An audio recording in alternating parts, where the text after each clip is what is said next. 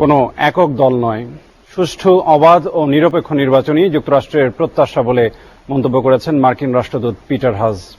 এক প্রশ্নের জবাবে তিনি আরো বলেন, নির্বাচনের আগে বিচার বহির্ভূত হত্যার অভিযোগ সত্যিই উদ্বেগজনক, যা নির্বাচনের পরিবেশকে নষ্ট করে। র্যাবের নিষেধাজ্ঞা এখনো বহাল আছে জানিয়ে মার্কিন রাষ্ট্রদূত আরো বলেন, সংশোধন ও পুনর্গঠন ছাড়া নিষেধাজ্ঞা কাটবে না।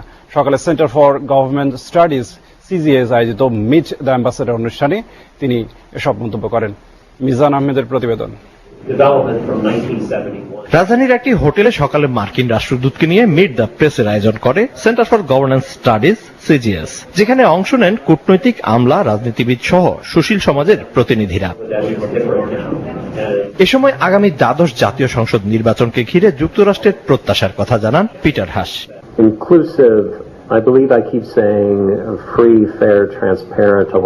আমরা চাই অবাধ, নিরপেক্ষ ও সুষ্ঠু নির্বাচন, যেখানে একক কেউ নয়, সব দল অংশগ্রহণ করবে। সে কারণেই আমরা সবার সঙ্গে কথা বলছি। এমন নির্বাচন চাই যা আন্তর্জাতিক মহল গ্রহণ করবে।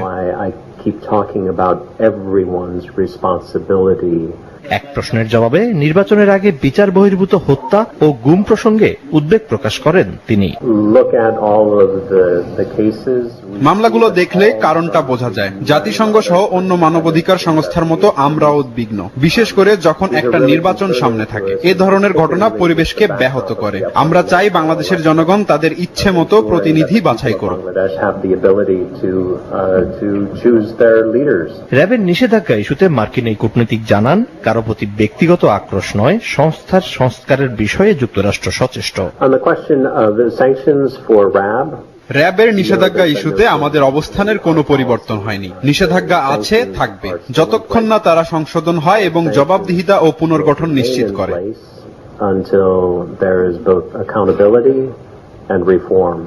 নির্বাচন ইস্যুতে রাজনৈতিক সন্ত্রাস কারো কাম্য নয় জানিয়ে সবাইকে আইনের প্রতি শ্রদ্ধাশীল থাকার আহ্বানও জানান পিটার হাস।